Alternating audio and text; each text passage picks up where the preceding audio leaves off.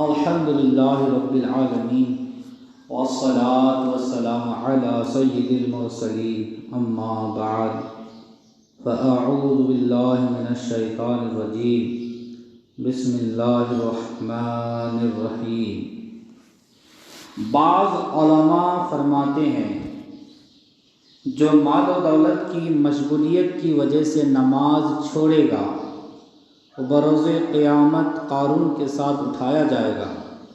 جو حکومت کی مصروفیت کی وجہ سے نماز میں غفلت کرے گا وہ قیامت کے روز فرعون کے ساتھ اٹھے گا۔ جو وزارت کی مصروفیت کے سبب نماز سے محروم ہوگا اسے فرعون کے وزیر حامان کے ساتھ بروز قیامت اٹھایا جائے گا۔ اور جو تجارت کی مصروفیات کی وجہ سے نماز چھوڑا کرے گا مکہ شریف کے بدنام کافر تاجر ابی بن خلف کے ساتھ بروز قیامت اٹھایا جائے گا۔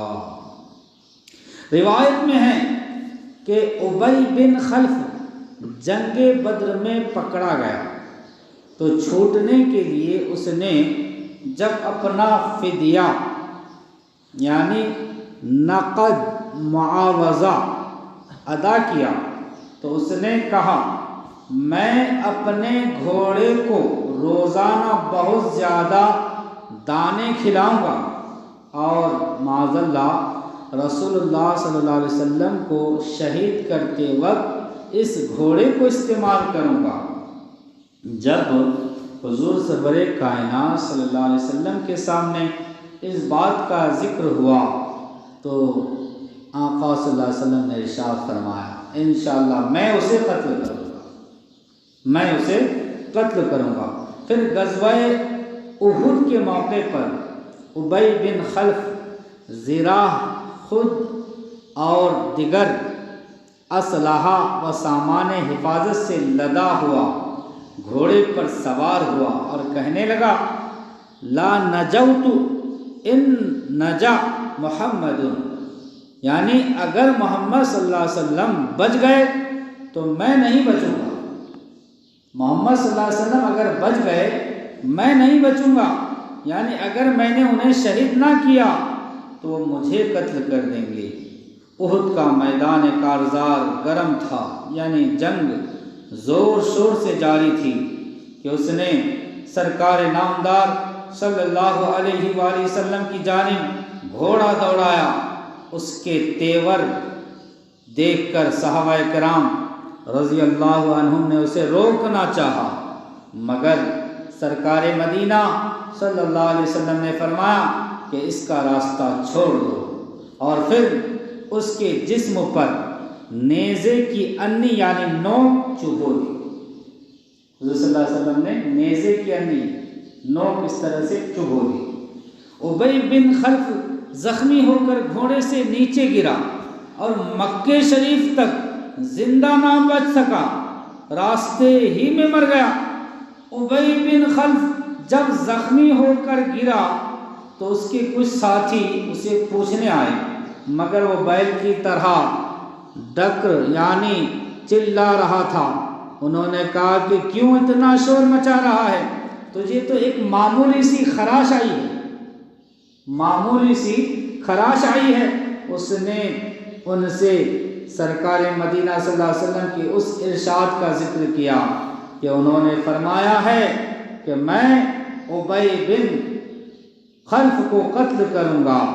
پھر اس نے کہا کہ قسم اس کی جس کے قبضے میں میری جان ہے، جو تکلیف مجھ پر گزر رہی ہے، اگر وہ اہل ذوالمجاز عرب کے ایک بازار کا نام تھا پر ہوتی، یعنی اہل ذوالمجاز پر ہوتی تو وہ سب کے سب مر جاتے۔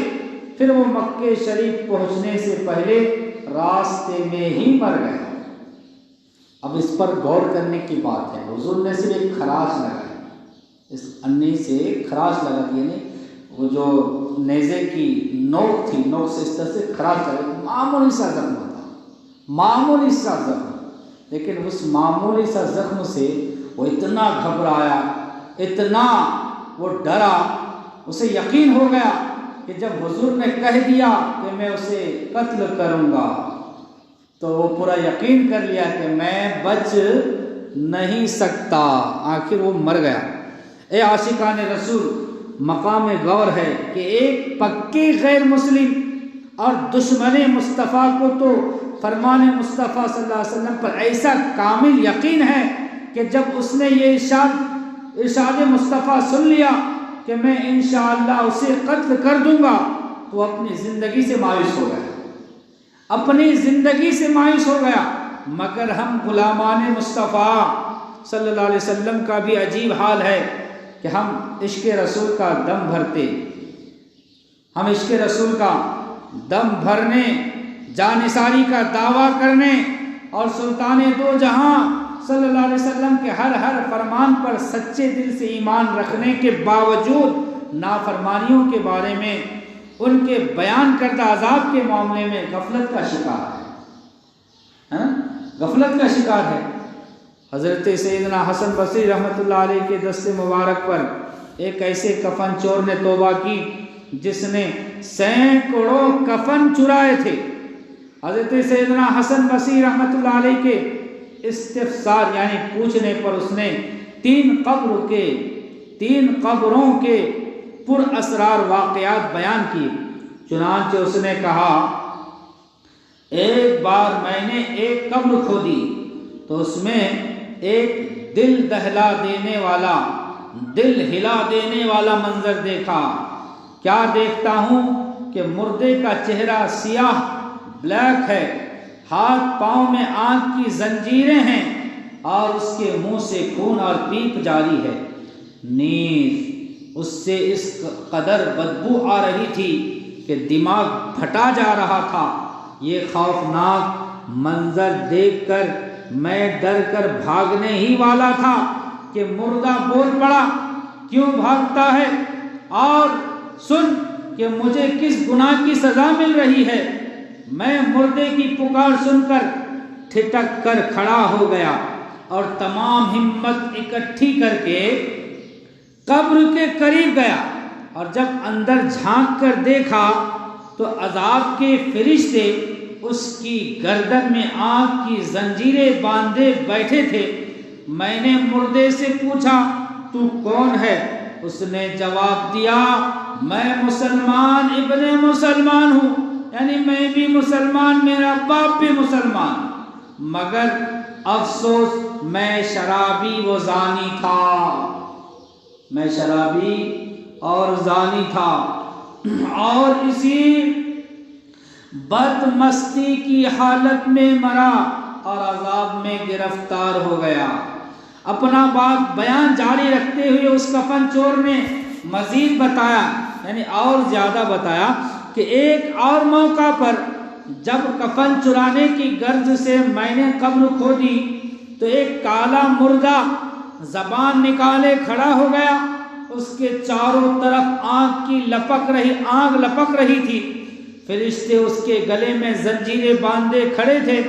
اس شخص نے مجھے دیکھتے ہی پکارا، بھائی میں سخت پیاسا ہوں، مجھے تھوڑا سا پانی پلا دو۔ فرشتوں نے مجھ سے کہا، خبردار اس بے نمازی کو پانی مت دینا۔ پھر میں نے ہمت کر کے اس مردے سے پوچھا، تو کون تھا اور تیرا جرم کیا ہے؟ اس نے جواب دیا، میں مسلمان تھا، مگر افسوس میں نے اللہ پاک کی بہت نافرمانی کی ہے اور میری طرح بہت سے گنہگار عذاب میں گرفتار ہیں۔ اس کفن چور نے مزید کہا، اسی طرح ایک دفعہ میں نے ایک قبر کھودی تو اندر سے بہت وسیع تھی، یعنی بہت چوڑائی تھی، اور ایک نہایت خوشنما باغ دیکھا، اچھا گارڈن دیکھا جس میں نہریں بہہ رہی تھی۔ ایک حسین و جمیل نوجوان اس باغ میں مزے لوٹ رہا تھا۔ میں نے اس سے پوچھا، تجھے کس عمل کے سبب یہ انعام ملا ہے؟ وہ بولا، میں نے ایک واعظ یعنی واعظ کرنے والے سے سنا تھا کہ جو شخص عاشورے کے روز 6 رکعت نفل پڑھے اللہ پاک اس کی مغفرت فرما دیتا ہے، لہٰذا میں ہر سال عاشورے کے دن 6 رکعتیں پڑھا کرتا تھا۔ اے اللہ پاک سے ڈر